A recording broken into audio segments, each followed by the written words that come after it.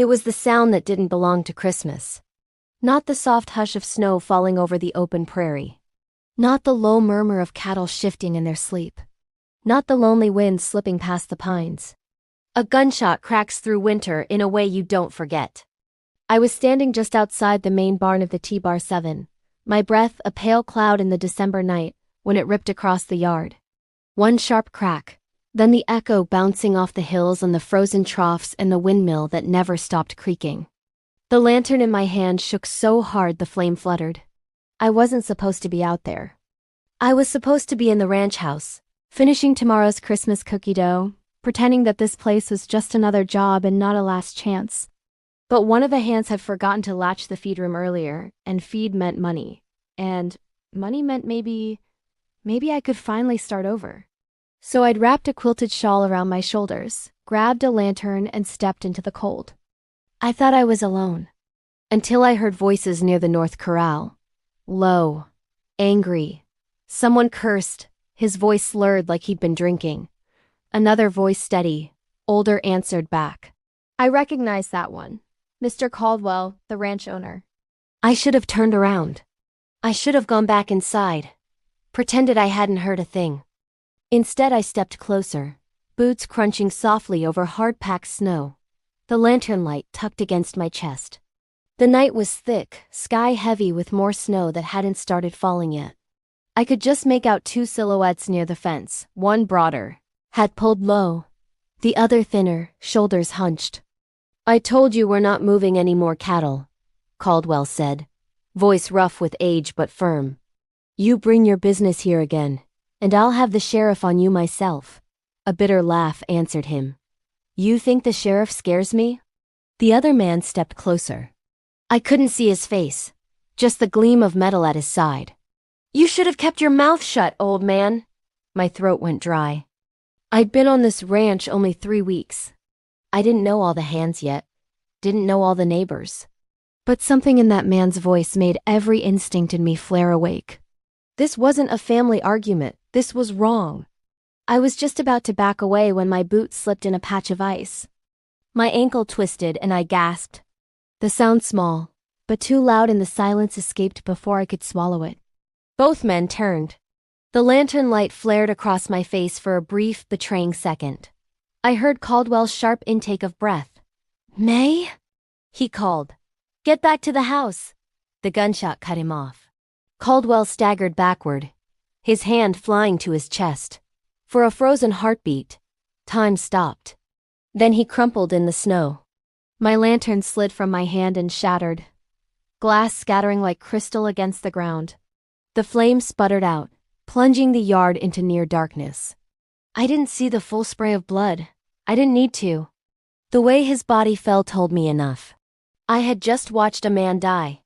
For one awful, suspended second, I stood there breathing in little broken gasps, my whole body trembling. The cold bit into my cheeks, my fingers, my lungs. Then the murderer turned his head fully toward me. The moon slipped out from behind a cloud, just enough to light the lower half of his face. His mouth curled into a slow, chilling smile. Well now, he drawled. Looks like we've got ourselves a little witness. My legs took over before my mind could. I turned and ran. The ranch yard blurred, a dark mass of fence posts, troughs, wagon shadows. Snow, old and new, crunched under my boots. My shawl slipped from my shoulders. My lungs burned. Hey! His shout followed me too close. Get back here. I didn't look back. I headed for the only thing I could see beyond the yard, the open fields and the dark line of pine trees against the horizon. The sky above them glowed faint with starlight, promising nothing, not even a direction. Behind me, I heard the slam of boots, another curse, and then, another gunshot. The sound cracked over my head. Something whined past my ear and thudded into a fence post ahead of me. I ducked purely on instinct, heart lurching into my throat. This is real. This is happening. He is trying to kill me. I hit the frozen ground hard, palms stinging. I scrambled up, slipping, half-rising, sprinting again. The world narrowed to 3 things: the sting of cold air, the rasp of my breath, and the thud of his boots pounding after me. I shoved through a gap in the fence, boards scraping my coat, and stumbled into the open pasture. Out here, the snow was deeper, untouched. My boots sank, stealing my speed. I could feel him gaining. Somewhere, far to my right, I heard the faint creak of leather and metal, the sound of a horse shifting in its stall up at the barn. A part of me wished I'd gone there instead, tried to hide. Another part knew I'd be trapped if I did. So I kept running. The sky opened up just like that, and the snow began to fall. Big fat flakes swirling down like someone had tipped a pillow over the whole world. In seconds, my hair, my lashes, my coat were dusted white. Makes it easier to follow you. He called, voice closer now, cruelly amused. You leave pretty tracks, girl. I didn't answer. Tears blurred my vision. I stumbled again, this time catching my foot on something solid beneath the snow. A wagon wheel, half buried and broken. My ankle screamed as I went down hard. Pain shot up my leg. I dragged myself behind the tipped-over wagon that lay on its side like a fallen beast. Snow piled up over its broken spokes. I pressed into its shadow and clamped a hand over my mouth to silence my ragged breathing. The snow kept falling, heavy now, thick enough that I could barely see my own knees.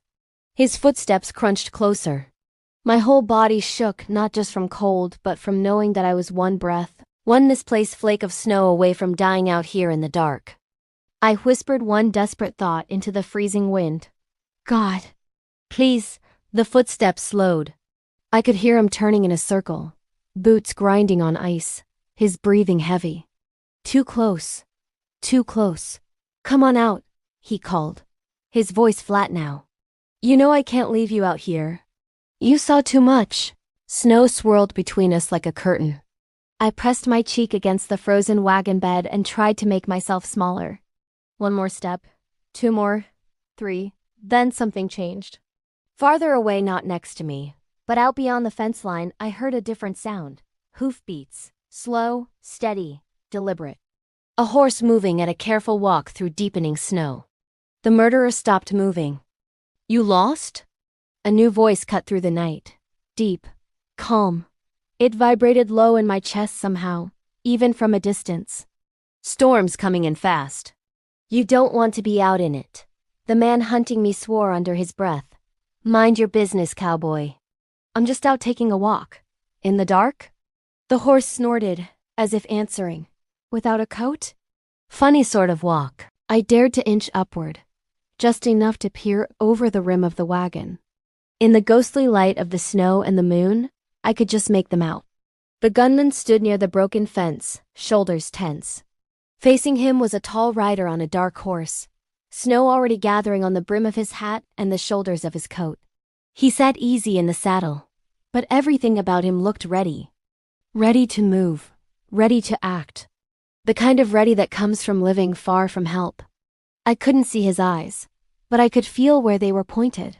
Squarely at the man who'd just killed. There was a heartbeat of silence. You from around here? The rider asked. Maybe, the killer said. Maybe not. The rider's hand shifted just a little near the reins.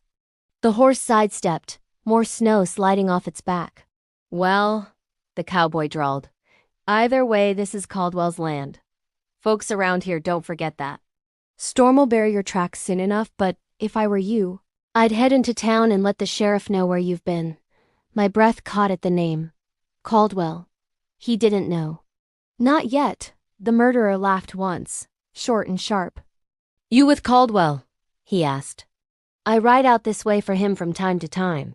Then maybe you should have come sooner, the man said. Might have saved his life. He turned away then, so fast I almost missed it. 1 second he was facing the rider. The next he de-spun and fired a shot into the air, more warning than aim, and took off into the blowing snow, away from both of us. His footsteps faded quickly, swallowed by the storm. The horse danced, spooked, and the rider's gloved hand came up, steadying it with a low murmur I couldn't catch. He turned in a slow circle, scanning the white mess of pasture and fence lines. I hesitated. Here was another stranger, another man with a gun. But I'd just seen one walk away from a murder without a flinch. I didn't have the luxury of perfect trust. Over here. I tried to call, but my voice came out a hoarse whisper, lost under the wind. The rider stilled. He must have heard something, because he swung down from the saddle in one smooth motion, boots sinking deep into the drift. He looped the reins over a half-buried post and began walking toward the wagon, lantern in hand now. I hadn't even seen him unhook it. "Hello?" he called. "You all right?" His voice was closer now, and with it came something I hadn't felt since the gunshot. Warmth. Not physical, but something in the way he spoke, like he was hoarding calm for both of us. I pushed my numb hands into the snow and forced myself up just enough to show my face over the rim. "Here," I managed. "I'm here." The lantern's light swept over me, stopping when it hit my eyes. For a second, we just stared at each other. He was not what I'd expected. You hear ranch cowboy and you picture something almost too clean, too polished from town poster boards. But he looked like the kind of man the land had made on purpose. Tall, shoulders broad under a worn sheepskin coat, hat pulled low enough to shadow his face. Dark stubble along his jaw, like he'd missed a day or two of shaving. Snow clung to his lashes, and when he blinked against the light, I caught a glimpse of eyes that were steady. That's what hit me first. Steady and strangely gentle, even as they swept quickly over me, taking in the torn coat, the twisted ankle, the way I shook. His brows knit. "You're hurt." He shot Mr. Caldwell," I blurted out. The words tumbled out raw, shaky. "I saw it. I ran." "I think he tried to shoot me too." The cowboy's jaw tightened, almost imperceptibly. His gaze flicked up toward the ranch buildings, barely visible through the thickening snow. He didn't argue. He didn't ask a dozen questions. He just nodded once. "All right," he said quietly. "We can't stay out here." He crossed the space between us in 3 strides and reached down, his gloved hand warm when it closed gently around my forearm. "Can you stand?" he asked. I tried. My ankle screamed again and buckled, sending me stumbling straight into him. His other arm came around my waist, strong and sure, keeping me upright. That's when I felt it, the way he went still for just a second. Like my weight against him surprised something he thought he'd locked away a long time ago. I grabbed his coat, fingers clinging to the rough wool. I should go back," I stammered, mind spinning. "To the house. Call for help." The phone. He dipped his head, bringing his mouth closer to my ear so I could hear him over the wind. His breath was warm against my frozen skin. "If you run," he murmured, low and firm, "they'll find you." The words slid down my spine like another kind of cold. "He's not alone," the cowboy added, voice still low. "Men like that never are. If he's got a reason to finish what he started, he'll be watching the house, watching the road to town. You go back by yourself right now, and you won't even make it to the porch." My throat tightened. I hadn't thought that far. I just... "Run. Then what do we do?" I whispered. He shifted, adjusting his grip on my waist so that I was tucked closer against his side, sharing his body heat. "We get you someplace he can't follow." He tipped his head toward the dark line of hills to the north. "There's an old line cabin up along the ridge. Storm's going to bury our tracks if we move now. We'll ride double. Follow the creek bed. Safer than going back up there blind." The cabin! My mind latched onto the word. A cabin meant walls, a fire, maybe a bed. A door that could close between me and that awful yard. "But Mr. Caldwell," my voice cracked. His hand tightened on my waist, just for a second. "I'll go back for him," he said quietly. "But I can't help him or you if we both freeze out here. Right now, getting you warm is the first job." I swallowed hard and nodded. There was something in his tone, no nonsense, but not unkind, that slipped past my panic and landed somewhere deep, where old trust used to live. I didn't know this man. I didn't even know his name. But I knew what it felt like when someone meant what they said. "Okay," I whispered.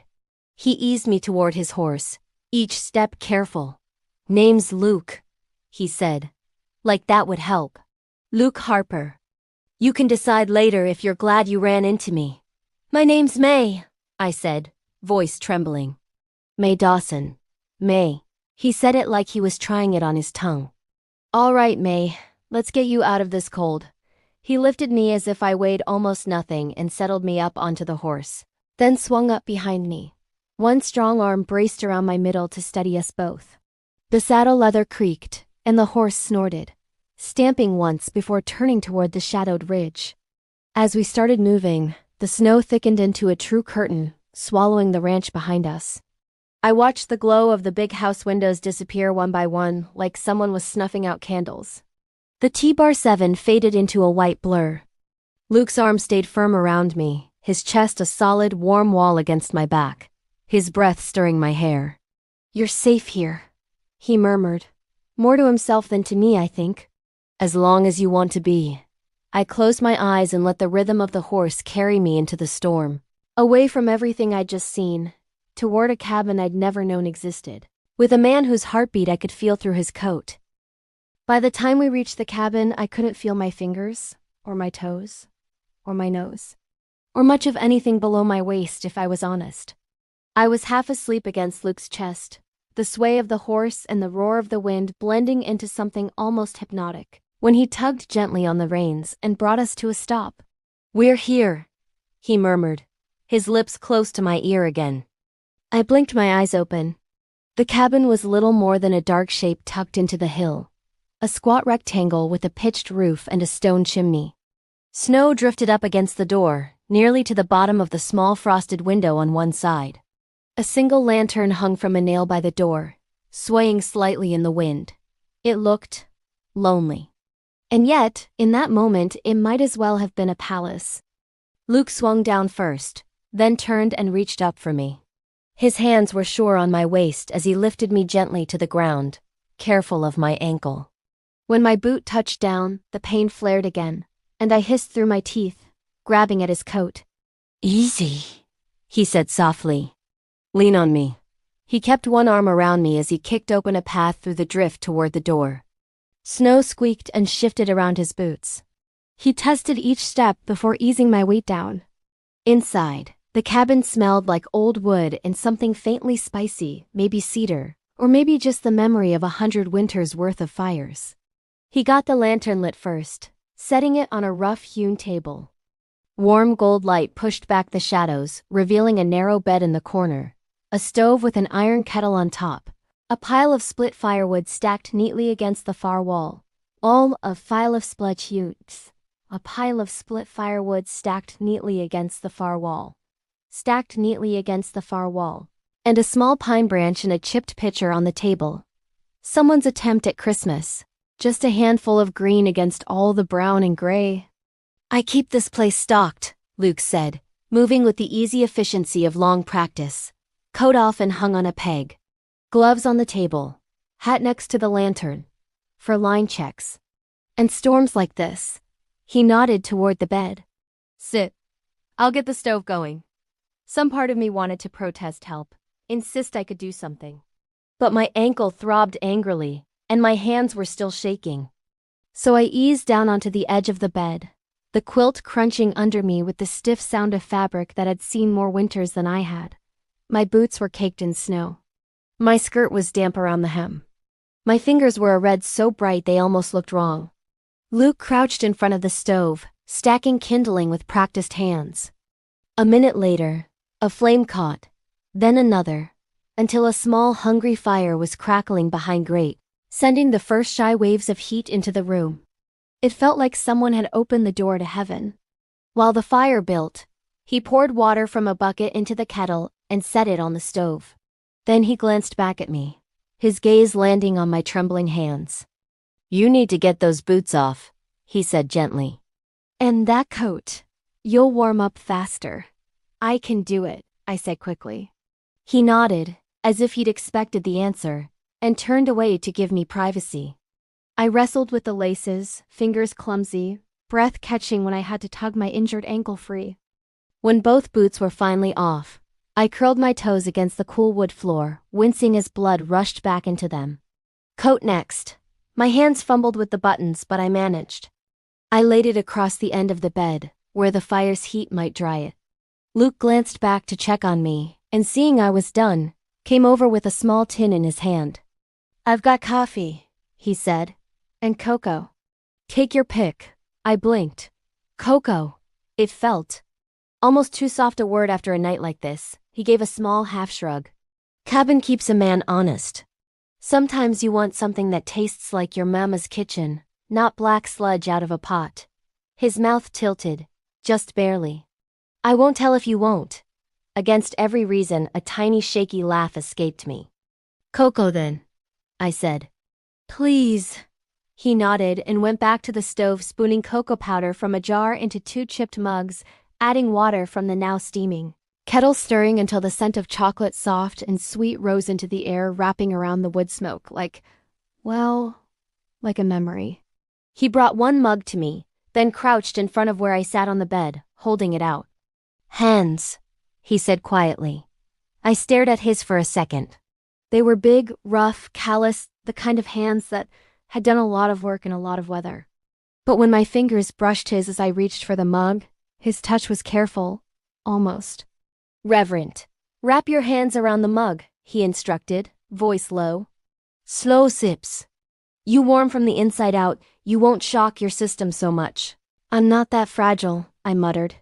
His eyes met mine, and something flickered in them. Respect, maybe. "Didn't say you were," he replied. "Cold don't care how tough you are." He paused, then added, softer. "You made it off that ranch yard alive, when a weaker person might have frozen up. That's not fragile.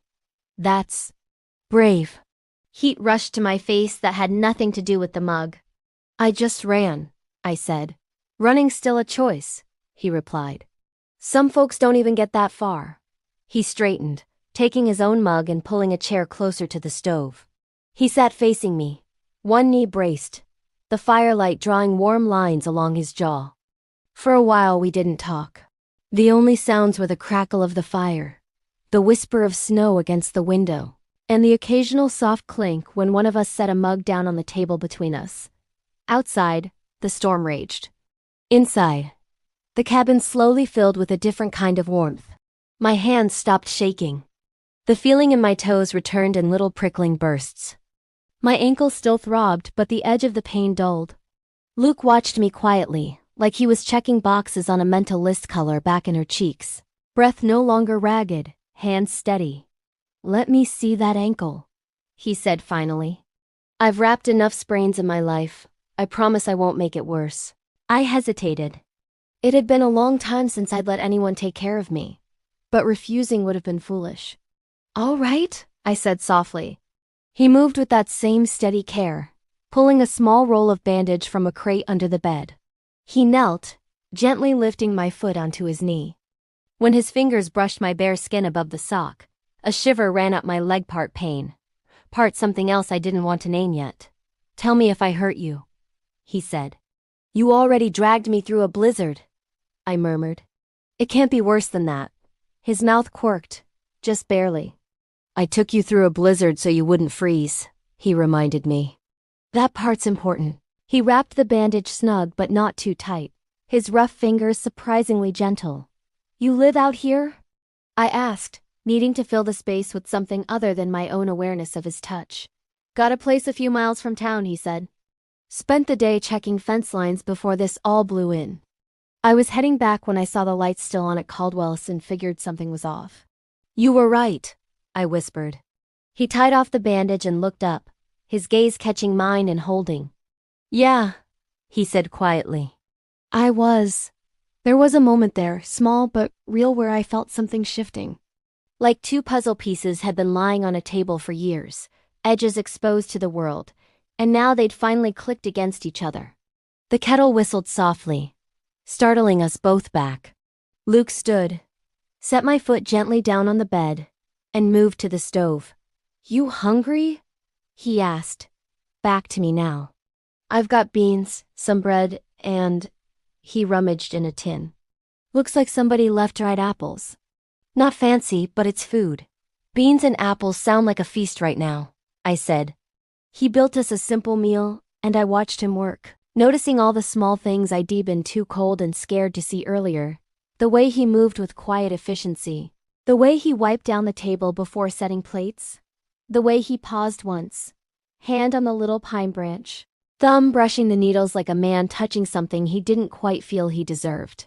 "You did that?" I asked, nodding toward the pine. He glanced over his shoulder. "The branch? Yeah, cut it a couple days ago. Thought it might be less lonely in here with a bit of green." His mouth tilted wryly. "Didn't expect company. I didn't expect to be company," I said honestly.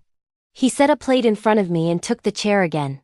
"I didn't expect to find you in a snowbank," he said. "Life's full of surprises this week. Christmas does that," I murmured, glancing toward the frosted window. Somewhere beyond it, the rest of the world kept turning. Lights glowing in town, families cooking, carols maybe drifting from the church. For me, Christmas had mostly been a reminder of everything I'd lost. Lucas' gaze softened as if he'd heard the part I hadn't to said aloud. "Maybe this Christmas will surprise you different," he said quietly. We ate in companionable silence for a bit, the warmth from the food settling heavy and comforting in my stomach. When I finished, I set my fork down, tracing the edge of the plate with a fingertip. "So," I said slowly, "what happens now?" He leaned back, the chair creaking softly. "Storm like this?" he said. "We're snowed in until morning at least, maybe longer. I'll go back down at first light, see about Caldwell, ride into town, tell the sheriff what you saw." I swallowed. "And me?" His gaze met mine, steady as ever. "You stay here," he said. "Warm off that ankle. Door's barred. I'll make sure no one unfriendly is on our trail before I bring the law back this way." "That's a lot of trouble for a woman you just found in the snow," I said softly. He shrugged, slow and easy. "I don't leave folks to fend for themselves in a blizzard, May," he replied. "And I don't leave murder walking around like it owns the place, either." Something in his tone, in the way his hand rested near the holster at his hip, told me he'd seen more than one kind of storm in his life. Outside, the wind howled. Inside, the little cabin seemed to pull in closer, the firelight turning the walls into something almost tender. For the first time since the gunshot, I let myself breathe all the way in. If you're listening to this with your own hands wrapped around a mug somewhere, if you want to hear what Luke says and does when morning comes, stay with us. Let this night stretch out a little longer. And if you don't want to miss the rest of our Christmas on this ranch, make sure you're subscribed so you can come back to this fire with us. In the quiet that followed, the cabin started to feel less like a hiding place and more like a pause, a held breath in the middle of a year that had been nothing but hard exhale. Luke took my plate, rinsed it in the basin with melted snow water, and set it aside. Then he pulled a small tin from a shelf and tossed it lightly in the air. "Cards?" he asked. "Easier to stay awake if your hands are busy. Is that your trick?" I asked. "Staying awake while snow traps you in small spaces with strangers?" "Something like that," he said, shuffling with one hand in a way that made me suspect he had more practice than he let on. He dealt us a simple game, explaining the rules in that low, steady voice. I learned quickly numbers had always made sense to me, and in a few hands I was beating him more often than not. "You let me win," I accused. He gave that tiny half smile again. "Maybe," he said. "Maybe you're just good." The cards gave us something to look at besides each other, and that seemed to loosen both our tongues. "So how'd you end up at Caldwell's?" he asked after a while, not looking up as he laid a card down. "You don't talk like you were born out here." "I wasn't," I admitted. "I grew up back east. Small town. Dad ran a feed store. Mom played piano at church. We had winters, but not this." I gestured toward the window, where snow still pressed hard against the glass. "I came west because—" I hesitated, the words catching. "Because there was nothing there for me anymore. Because Christmas had become a ghost in that town, every carol an accusation. Because sometimes," I said instead, "you have to go where people don't know what you've lost." He laid another card down, his gaze flicking up to mine briefly. There was no pressure in it, just space in case I wanted to fill it. I was engaged. I heard myself say. His name was Ben. We were supposed to get married last Christmas Eve. The words felt strange and fragile in the air between us, like ornaments taken out of storage for the first time in a long while. What happened? Luke asked softly. An accident, I said, staring at my hands. Snowstorm. Wrong turn on an icy road. They said it was quick, but I swallowed. Quick doesn't make the house less empty. Or the church quieter. I'd spent months afterward walking around town like a shadow wearing my own face. Every time someone looked at me, they saw the girl who almost got married and didn't. So I left. I finished simply. Friends of my parents knew Caldwell's son from somewhere. He needed someone who could cook without burning down the house and keep books without getting cheated. I needed somewhere the Christmas bells didn't sound like a funeral. My throat tightened. I blinked hard. Luke's hand stilled on the deck. He didn't say I'm sorry in that flat, distant way people do when they don't know what else to offer. Instead, he said it like each word weighed something. I am sorry, he murmured. That's a kind of storm all its own. I looked up at him. What about you? I asked. What brings you out to line cabins in the middle of the night, rescuing half-frozen women from wagon wheels? One corner of his mouth lifted. Bad luck, worse decisions, he said. Then, after a beat and a promise, he set the cards down and leaned back, chair tipped slightly on two legs, hands loose on his thighs. The firelight traced the lines on his face, making him look older for a heartbeat, then younger the next. I grew up riding fence for a man not too different from Caldwell, he said. Different ranch, different town. Got restless in my 20s, thought I knew everything. Fell in with a crew that liked cutting corners. Cutting corners? I repeated. He gave a short, humorless huff of breath. Cattle go missing, he said. Supplies don't reach where they're supposed to. Folks wake up and realize half their hay's gone. That sort of cutting corners. I stiffened. You were... Yeah, he didn't flinch. I was mixed up in rustling. Not the man calling the shots, but I rode alongside some. Took easy money.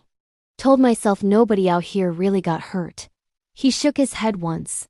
Then one night, we hit a place I knew. Old man who'd given me work when my daddy was too drunk to remember what day it was. I saw his face when he realized who I was riding with. His gaze went distant for a moment. I walked away that night, he said quietly. Left my horse with their brand on it tied to a fence post and didn't look back. Came here eventually. Caldwell gave me work without asking too many questions. I gave him something in return. A promise, I said softly. He nodded. I told him if trouble ever came to his door, I wouldn't ride away again. The room fell silent, the weight of his words settling like another blanket over our little circle of firelight. He doesn't know, I asked gently. About your past? He knows enough, Luke said. Knows I've seen the wrong side of things.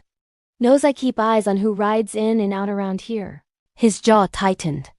I should have ridden up to the house sooner tonight. You're the reason I'm not lying dead in that yard too, I said firmly. You were where you needed to be when you found me. That counts for something. He looked at me like he wanted to argue, then let it go.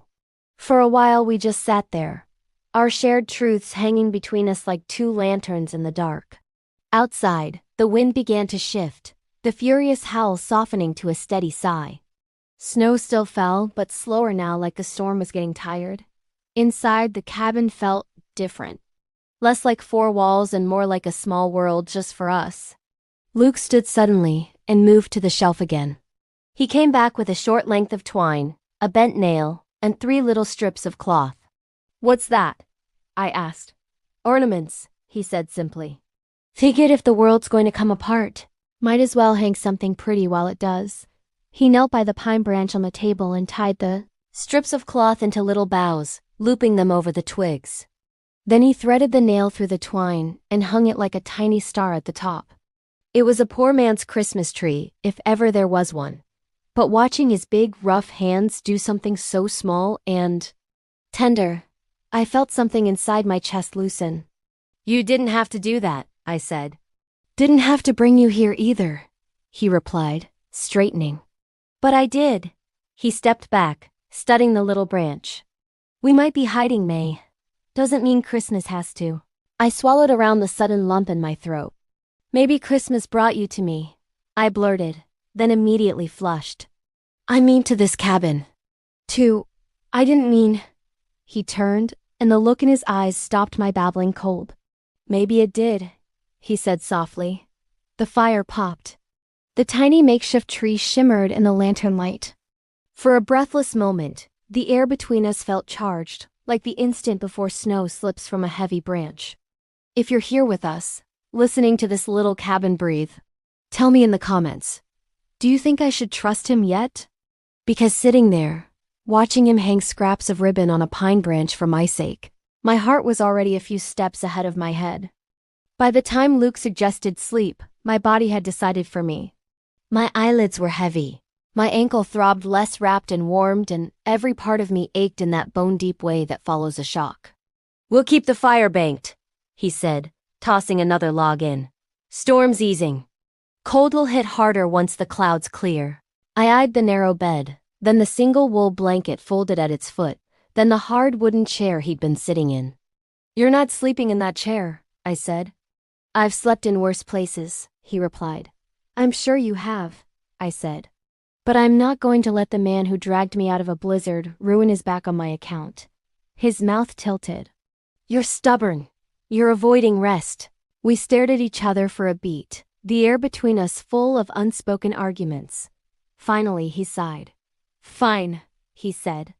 We'll do it this way. You take the bed. I'll take the floor by the door. That way I'm between you and trouble, if any comes knocking. The image of someone knocking on that door in the middle of the night, of the gunman, maybe, or someone worse, sent a little shiver through me. The idea of Luke lying there, a living barrier between danger and me, did something else entirely. Okay, I said quietly. But take the blanket. He shook his head. Half, he amended. We split it.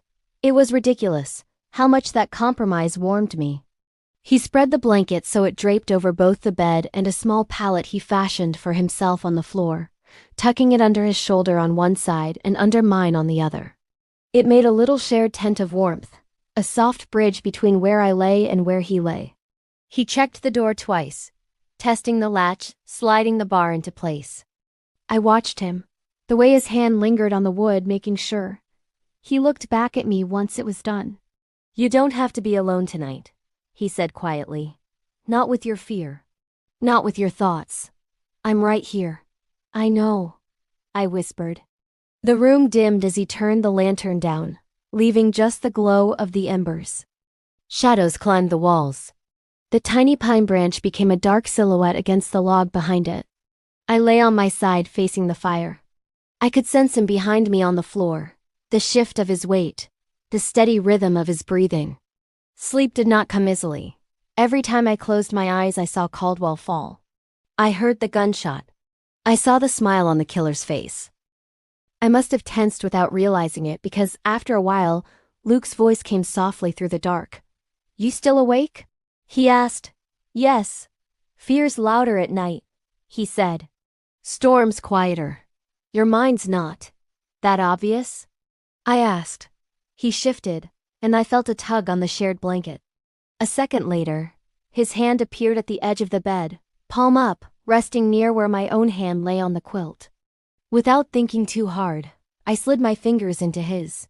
His hand closed around mine, warm and solid, thumb brushing once over my knuckles.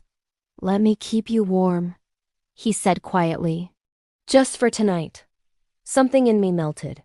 Just for tonight, I echoed. We lay like that for a long time. At some point, my breathing matched his. The fire sank lower. The storm eased into a soft hush outside the walls. I must have drifted because the next thing I knew, I was waking up to the faintest hint of pale light seeping around the curtain over the window, and the smell of coffee threading through the air. Luke had released my hand, but the warmth lingered. He stood at the stove, back to me, pouring hot water through grounds into a tin pot. His coat was back on, collar turned up. His shoulders looked broader in the early light. "Morning," he said without turning. "How'd you know I was awake?" I asked. "Change in your breathing," he replied. "Also, you snore." I shot up. "I do not." He turned then, and I saw the glint in his eyes. "Relax," he said. "You don't. Much." I tossed a rolled sock at him. He caught it with a small, genuine grin. Seeing it, the first real 1ID scene, felt like watching a piece of sun slip through the clouds. His expression sobered then. "Storm broke," he said. "Sky's clear. Air's colder than a banker's heart out there, but visibility's good." "You're going back," I said. "I have to," he replied. "Caldwell deserves better than being left alone in that yard. And the man who did it deserves to be behind bars, not walking free on Christmas Eve." "Christmas Eve?" I repeated softly. I'd almost forgotten what day it was. Time inside the cabin had felt suspended. He poured coffee into 2 mugs and brought one to me. "I want you to stay here," he said, voice serious. "Keep the door barred. Don't answer it for anyone but me, you understand? What if you don't come back?"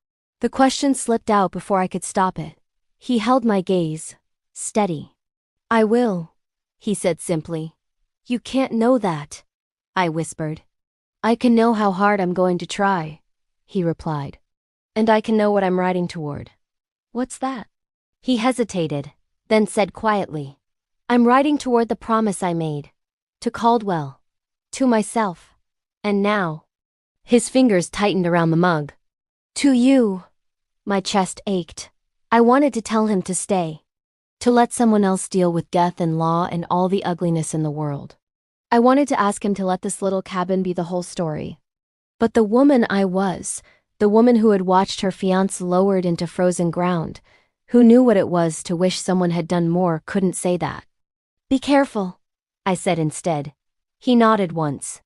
"I'll bring the sheriff back with me," he said. "And if for any reason something feels wrong before I do, if you hear horses that don't sound right, voices you don't recognize, you go out the back window." "There's a back window?" I asked. He jerked his chin toward it. "Small, hard to climb through." "But you're smaller than me. You follow the creek downhill and hide in the willows." "Don't try to be brave, May. Be alive." I swallowed. "Alive sounds brave enough," I said. He moved toward the door, then paused with his hand on the latch. "I didn't expect you," he said softly, not turning. "But I'm glad you came." It hit me. How strange that was. I hadn't chosen to come here. I had fled ruin and run straight into the path of a man with a past he wasn't too proud of. And yet, here we were.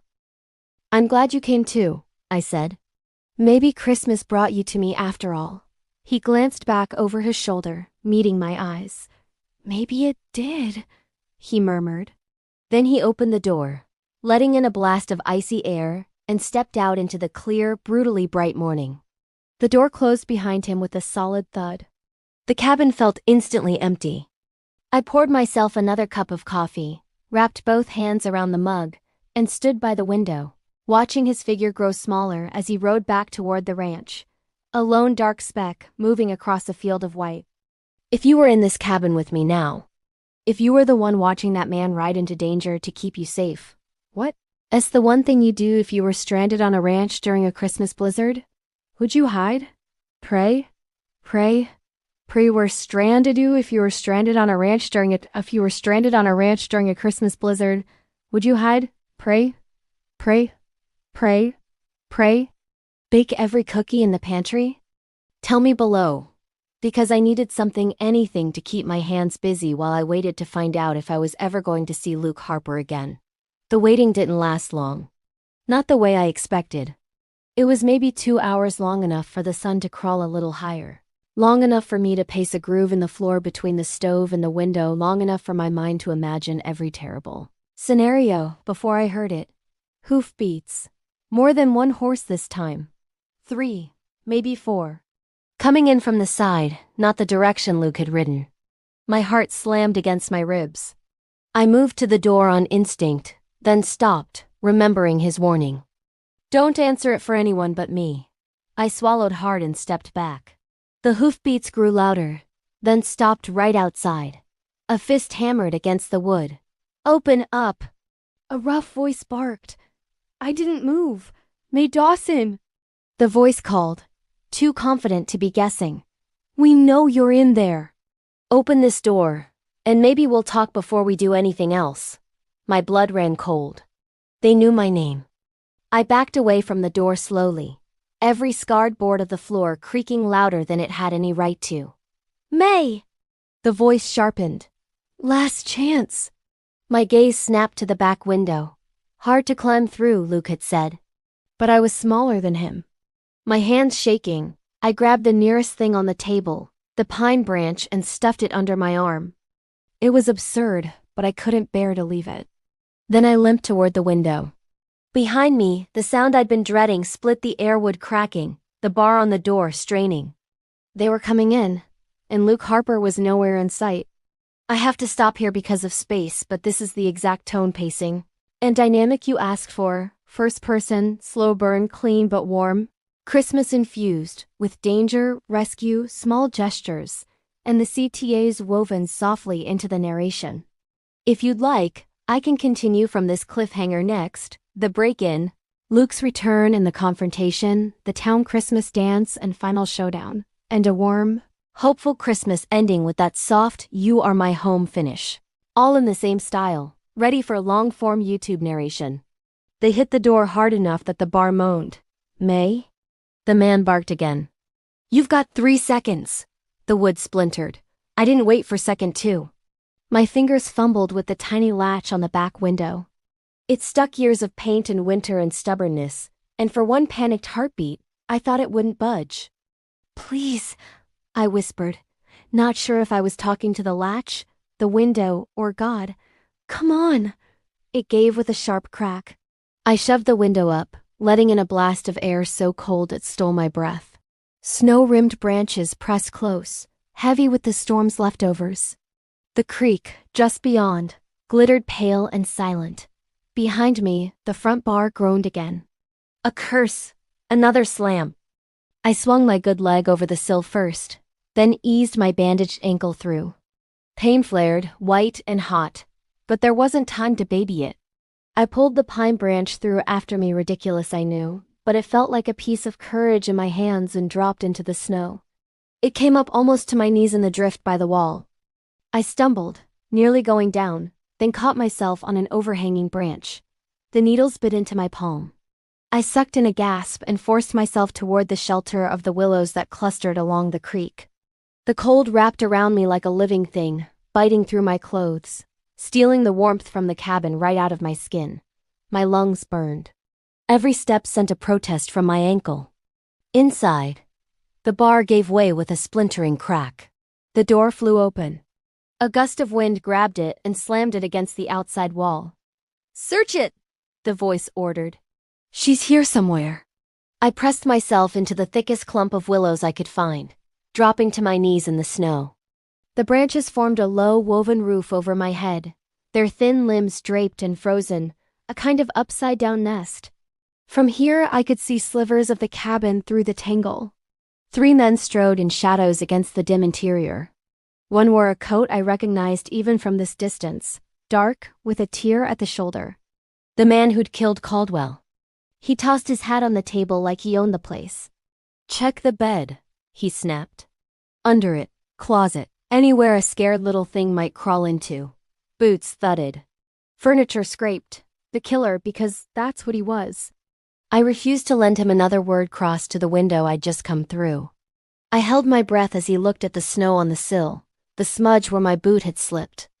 "She was here," he said, voice tightening. "Tracks go to the back." He turned his head, eyes scanning the white world beyond the glass.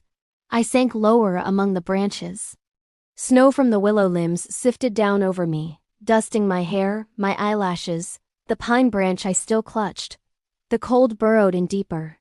My fingers were already going numb again. "There's a creek," one of the other men said.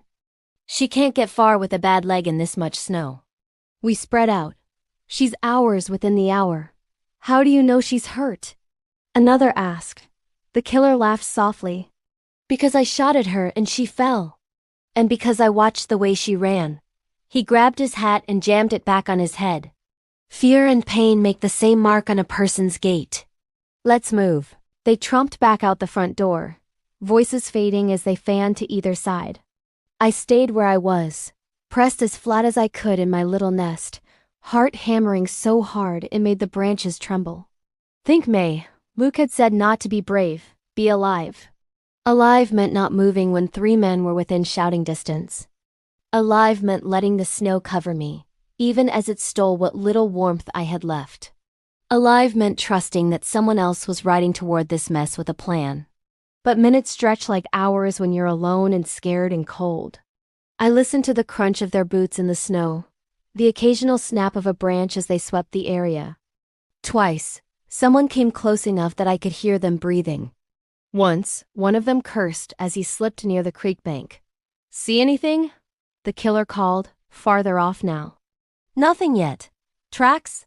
Too many. Storm covered half of them. Could be rabbit for all I know. The killer swore again. You two keep sweeping, he barked. I'm heading up to the ridge. If she's got any sense, she stay near the cabin. If she's stubborn, she try for town. Either way, she crosses my path. His footsteps moved away, uphill. I counted my breaths. 1, 2, 3, 50. 100. Time lost shape. My toes turned to stone. My fingers followed. Somewhere above me, a thin thread of sunlight broke through the clouds, making the snow sparkle painfully bright. I was starting to shiver in earnest when I heard it. Hoofbeats. Again, this time from the direction of the ranch. My heart lurched. I inched my head up just enough to see through the willow veil. A single rider crested the small rise beyond the cabin, silhouetted against the washed-out blue of the clearing sky. For a heartbeat, all I saw was hat, shoulders, horse. Then he shouted, voice carrying clear and sharp. Hands where I can see them. Relief hit me so hard I almost laughed out loud. Luke. He wasn't alone either. 3 more riders appeared behind him, fanning out.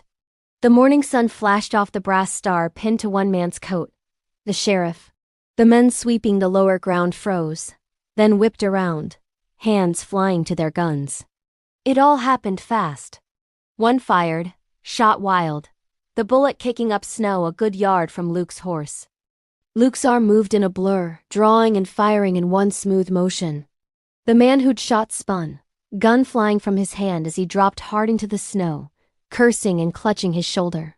The sheriff and his deputies dismounted with the practiced ease of men who'd done this too many times. Drop your weapons! The sheriff bellowed. Now! The second man hesitated, then let his pistol fall, hands going up. The third farther up the ridge did not. The killer stepped out from behind a rock outcropping, using the height to his advantage. He fired twice in rapid succession. One bullet pinged off a stone near the sheriff's boot. The other tore through the air close enough to Luke that his horse screamed, rearing. For a terrifying second, I watched Luke fight for control, his body moving instinctively with the animal, muscles straining. He stayed seated, barely, then slid off the moment he had the chance, using the horse's bulk as partial cover. Harper! The sheriff shouted. You hit? I'm good. Luke called back, voice tight. He's on the ridge using the rocks. They exchanged fire, careful and measured now. The world narrowed to sharp cracks, white puffs of impact in the snow, the harsh exhales of men who knew how close they were to meeting their end. I was supposed to stay hidden. But I saw something they didn't. From my lower vantage point, I could see a narrow cut in the hillside behind the rocks, an old washout, half filled with snow. It curled up behind where the killer crouched, a blind spot from the front. If someone could get up through that wash, they could come around behind him. Someone smaller. Someone he wouldn't expect. You stay here, Luke's voice echoed in my memory. Alive, not brave. But sometimes those are the same thing. I tightened my grip on the pine branch until the needles dug into my palm, and began to crawl out of the willow nest. The snow grabbed at my skirt, my bandaged ankle screaming with each push. I gritted my teeth and used my hands as much as my legs, pulling myself forward like a child climbing a too steep hill. The gunfire above covered the small sounds I made. Every few feet, I paused, heart pounding, listening for any change in the pattern. "Come on out!" the killer shouted at one point. "You think the law's going to save you, Harper? You forget who taught half these tricks?" My stomach dropped. Luke had known him. Of course he had. "Doesn't matter who taught him," Luke called back. "Matters who uses them to kill old men in their own front yards." A snarl answered him, followed by 2 more shots. Snow kicked up near where the sheriff crouched. He swore under his breath but didn't move from cover. I pressed on, following the shallow cut in the hill. My hands numb, my breath ragged in the chill air. The pine branch scratched against my arm with each crawl, stubbornly staying with me. When I finally reached the top, I stopped behind a boulder, chest heaving. The killer was 10 feet away, crouched behind his own rock, hat low, gun steady. He was focused entirely on the men below, firing in controlled bursts, cursing when they ducked. From here, I could see the side of his face clearly, the same cruel curve to his mouth, the same cold eyes that had watched Caldwell fall. My fear didn't disappear. It sat heavy in my stomach like ice. But underneath it, something else burned. Rage for Caldwell. For all the quiet, decent people men like this had rolled right over. For the part of me that had been running ever since Ben's accident, letting life happen without ever fighting back. Not today. I got to my feet as quietly as I could, the snow muffling my movement. My ankle protested, but I told it we'd deal with that later. I stepped closer. 7 feet. 6. The pine branch trembled in my grip. If he turned now, I was done. "Hey!" I shouted. He whipped around, eyes wide. I swung. The pine branch cracked against his wrist with a force I didn't know I had. The gun flew from his hand, spinning off into the snow. He staggered, more from surprise than the blow, and I didn't give him time to recover. I swung again, this time catching him across the face. Needles and twigs exploded, scratching his skin, dropping small green bits all over his coat. He roared, lunging for me. For a heartbeat, I saw exactly what he intended. If he got his hands on me, I wouldn't get away again. My heel slipped on the packed snow. I went down hard. He was on me in a second, fingers bunching in my coat. "You stupid! Drop her!" Luke's voice cut through like a knife. The killer froze. Luke stood a few yards away, gun trained squarely on the other man's chest. His hat was gone, hair tangled, breath visible in quick white puffs. The sheriff flanked him, weapon raised. The deputies spread out in a triangle. The killer's fingers tightened on my coat. "You won't shoot," he snarled at Luke.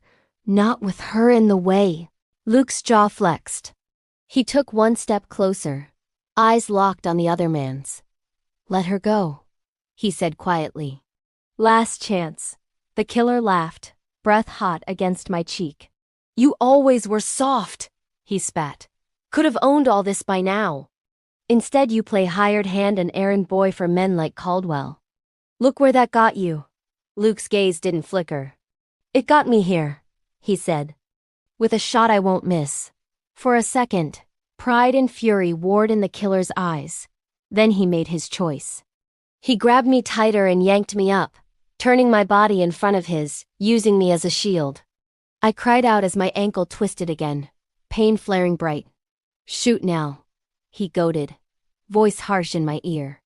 "Let's see how good you really are." Time slowed. I could hear everything. The wind, the soft creak of leather as Luke shifted his stance.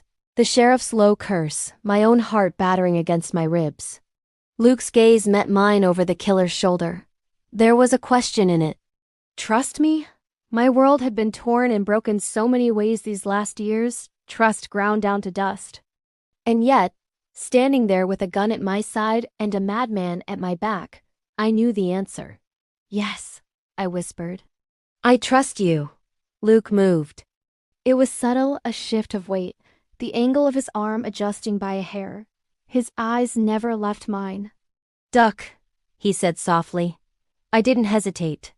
I dropped my knees just as he fired. The shot passed so close to my hair that I felt the heat of it. The killer's body jerked. His hand spasmed on my coat and then went slack as he crumpled, hitting the snow behind me with a heavy thud. I landed on my hands and knees, shaking.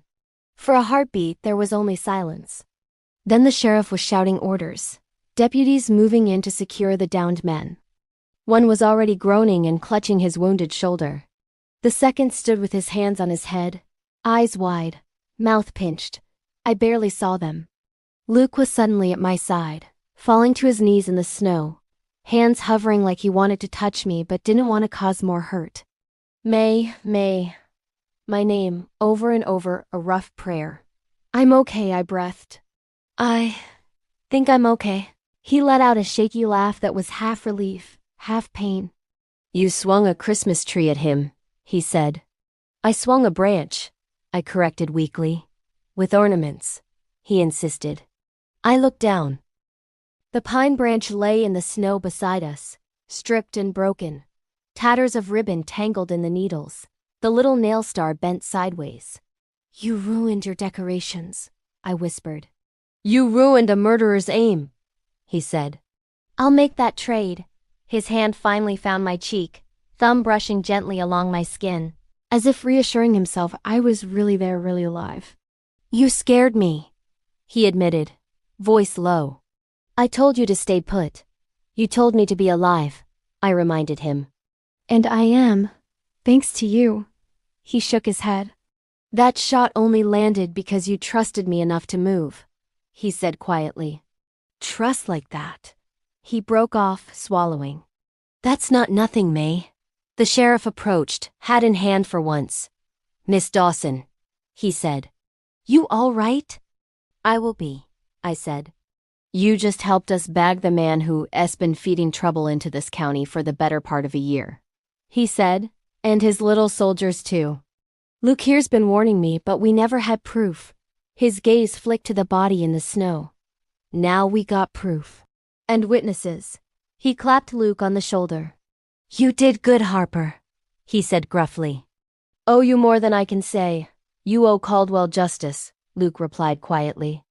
And may hear a Christmas that doesn't involve another funeral. The sheriff's expression softened. We'll get Caldwell taken care of proper, he said. Give the man his due. As for Miss Dawson's Christmas. He looked between us, a little smile tugging at one corner of his mouth. Something tells me that part's in good hands. He moved off to supervise the deputies, leaving us in a small pocket of quiet amid the controlled chaos. Luke's hand was still on my cheek. Thank you, I said softly. For what? He asked. For coming back, I said. For not letting him walk away. For being who you are now, not who you were then. His eyes darkened at that, old shadows flickering, then easing. I don't deserve words like that, he said. Not yet. Maybe not, I said. But you're earning them. For a moment the world blurred, snow sky deputies, sheriff men in handcuffs, and all I could see was the man kneeling in front of me, his breath making little clouds. In the cold air, his eyes warmer than they had any right to be. If you're still here with us in this story, I want to whisper to you listening. If your own heart's racing like mine was, tell me in the comments if you think that shot was pure skill or pure Christmas miracle. Because standing there, I wasn't sure. They took us back to town first. The sheriff insisted. You're both in shock, he said. We'll send someone to the cabin for your things. You need warmth proper. Proper warmth, it turned out, came in the form of the church hall. By afternoon, the whole town had heard what happened. Caldwell's death, the arrests, the stolen cattle traced back to buyers in the next county over. Sadness hung heavy in the air, but so did something else, a kind of fierce gratitude. For Luke, for the sheriff, for the fact that the trouble had been rooted out before it swallowed more lives.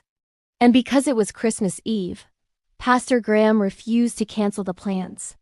Caldwell would haunt me if I did, he said firmly, eyes suspiciously bright. He loved the Christmas dance more than anyone. We'll mourn him. And we'll honor him. Both. So they turned the long, low hall into something out of a memory. Strings of old paper chains looped from beam to beam. Somebody had dragged in half the pine forest and lined the walls with green. Candles flickered in jars along the window ledges, reflecting off frost patterns like tiny constellations. And in one corner, someone had set up a small tree, decorated with oranges and popcorn and scraps of cloth tied into little boughs. I stared at those cloth strips for a long moment, my throat tightening. "Hey." Luke's voice came softly at my shoulder. "You okay?" "I broke our branch," I said. "We'll cut another," he replied. He stood close enough that I could feel his warmth even in the bustling hall, his sleeve brushing mine. His hair was damp from a quick wash, curling a little at the ends. He changed shirts. Someone had loaned him a clean one, and the dark fabric made his eyes look even warmer. I wore a borrowed dress too, one of Mrs. Graham's, a simple deep green wool that fell soft around my knees. My ankle, still wrapped, fit into one sturdy boot. The other foot wore a slipper. It was ridiculous and uneven and somehow perfect. "You don't have to stay," I said, though everything in me wanted him to. He shrugged. "Sheriff says I have to," he said lightly. "Says I'm not allowed home until he is sure my hand has stopped shaking." "Is it?" I asked. He looked down at it, flexing his fingers. "Mostly," he said. "Except when you look at me like that." "Like what?" I blurted, startled. "Like you're seeing the man I want to be," he said quietly. "Not the one I was." The noise of the hall faded for a second. Laughter, fiddles warming up, children running with sticky hands and ribbons, all of it blurred. I turned to face him fully. "I see both," I said. "And I see the choice you make every day. To stand on the right side of the line now. To ride toward danger when you'd rather ride away. That matters, Luke. Especially to a woman who once stayed frozen when the road turned slick." His gaze softened, something deep and raw flickering there. "I don't want to be the reason you remember fear when you think of Christmas," he said. "I want to be something else." "What?" I whispered. His hand lifted, hovering for a second like he was asking permission. I nodded, and he cupped my cheek, his palm warm, fingers rough. "Home," he said simply. "If you'll let me." My breath caught. In another life, in my old life, words like that would have sent me running. Too big, too much, too dangerous. But this was the man who'd wrapped my ankle and my hand around a mug, who'd shared a blanket in the dark with me without asking for anything in return. The one who'd said duck and trusted me to move. The one I'd trusted enough to bet my life on his aim. I reached up and covered his hand with mine. "Home's not a place anymore for me," I said. "It's people. It's how they make you feel. Safe, seen, warm." "Is that what you feel?" he asked, voice rough. "Right now?" I swallowed.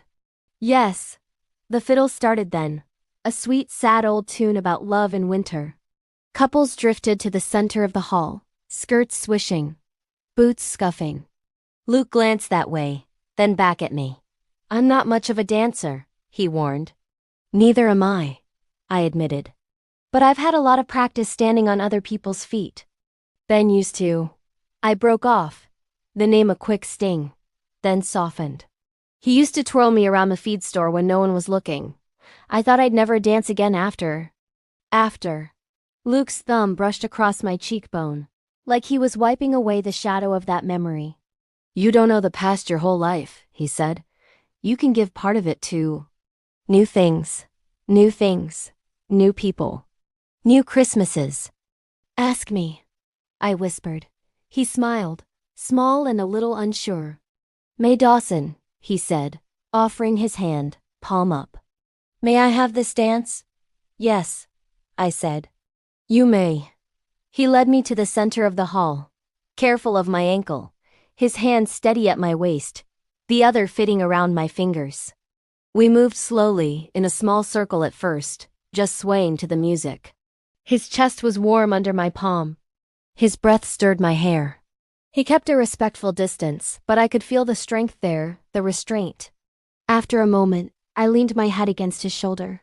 The world didn't crack. The roof didn't fall in. The town didn't stop and stare, though I did catch Mrs. Graham giving us a little knowing nod. Mostly it just felt right. Christmas had always been loud in my memory, bells and hymns and crowded pews and wrapping paper tearing. This moment was quieter. Smaller. A little circle of warmth in a world that had been too cold. You smell like wood smoke, I murmured. Better than horse, he said. Depends on the horse, I replied, and he chuckled softly. We danced until my ankle protested. Then he guided me gently back to a bench along the wall. He didn't move away when we sat. He stayed close, our shoulders touching. Sheriff says Caldwell's will leaves the ranch to his boy, Luke said after a while. But his boy has been living in the city so long he hasn't got much use for a spread out here. There's talk he might sell. The words landed heavy. The T-Bar 7, I whispered. It's a good ranch. It is, Luke said. Good land, good bones. Needs someone who knows books and people. Someone who can stand up to sheriffs and troublemakers and teach a crew how to make cocoa without burning it. I blinked. What are you saying? I asked. He turned slightly so he could see my face. I talked to Caldwell's son when we went into town, he said quietly. Told him what you saw. What you did. He knows you didn't run from it. He's grateful. And he's tired. He doesn't want to come back. Says the place needs new eyes. New hands. Luke. He's willing to sell it, Luke went on. Cheap. To the right buyer. Someone local. Someone the town trusts. He held my gaze, something steady and hopeful there. I don't have money for a ranch, I said. I barely have money for the train fare I used to get here. I've got savings, he said simply. Not enough alone. But I figure between what I've put aside, what Caldwell's son is willing to finance, and what you could do with the boarding side taking on ranch hands to feed, maybe a couple of boarders from town. He shrugged. Could be enough. My mind raced. Are you asking me to be your business partner? I managed. His mouth curved. Something like that, he said. Partner in the ranch. Partner in facing winters. Partner in, well, whatever comes after cocoa and shared blankets and shooting at old ghosts on ridgetops. The hall around us blurred again. I thought about the lines of fence stretching out under the snow, the barn lights, the kitchen I'd just begun to make my own. The feel of the land under my boots, even in winter. I thought about the way Luke had said home. You know I'm still in pieces? I said quietly. Ben! What happened to him? It didn't disappear just because you shot a different man on a different day. I know, Luke said. I'm in pieces too. Past doesn't vanish, May. It just sits quieter when there's new music playing. He leaned closer, his voice dropping low enough that I felt it more than heard it. I'm not asking you to forget him, he said. Or to pretend this isn't fast and strange and wrapped up in chalk and snow. I'm just asking if you'll let this Christmas be the start of something. We can take it slow. Figure out what US means in the daylight, without gunshots. I studied his face, the scar along his jaw, the tired set of his eyes. The hope he was brave enough to let me see. I never thought Christmas could feel like this again, I said softly. Like a door opening instead of closing. Me either, he admitted. I reached up, laying my hand against his cheek. You're asking if I'll stay, I said. Yes, he replied. Stay. Build, maybe someday call it home. The fiddles shifted into a softer tune, almost a lullaby. Candles flickered. Someone laughed on the far side of the room. A little boy chased his sister in circles around the tree. I took a breath, deep and steady. I'll stay, I said. We can sign papers later. Figure out details when there's ink and light and fewer bruises. But I'll stay, Luke. I'll help you keep that ranch alive. And we'll see what else comes with it. The look that crossed his face, then relief, joy, something almost like reverence made my chest ache. He leaned in, slowly enough that I could have stopped him 100 times if I wanted to. I didn't. His forehead touched mine first, a soft, careful press. His hand slid to the back of my neck, fingers warm, steadying. May I? He whispered. Yes, I breathed. His lips brushed mine in the gentlest of kisses. No urgency, no demand. Just warmth and a quiet promise that we had more winters ahead than behind. It felt like firelight after a storm. Like hands wrapped around a mug. Like a blanket shared on a long, cold night. A Christmas soft kiss, full of feeling, not heat. Full of future, not fear. When he pulled back, his eyes searched mine, making sure I was still with him. "I'm here," I whispered. "If you're here, I'm here." He smiled, that rare full smile I'd only glimpsed in pieces until now. "We face every winter together now," he said. "If you want it." "I do," I replied. "We've got time. All the time we need." Outside, snow still lay thick on the hills. The T-Bar 7 waited, quiet and white, for new footsteps and new stories. Inside, under the glow of paper chains and candles, with the town's music wrapping around us, we sat shoulder to shoulder, hands intertwined, hearts a little less lonely than they'd been the day before. And if you've stayed by our fire this long, if you've ridden through the blizzard and the gunshots and the dance with us, thank you. Tell me in the comments. Would you have trusted Luke with that shot? Would you have stayed on that ranch for Christmas?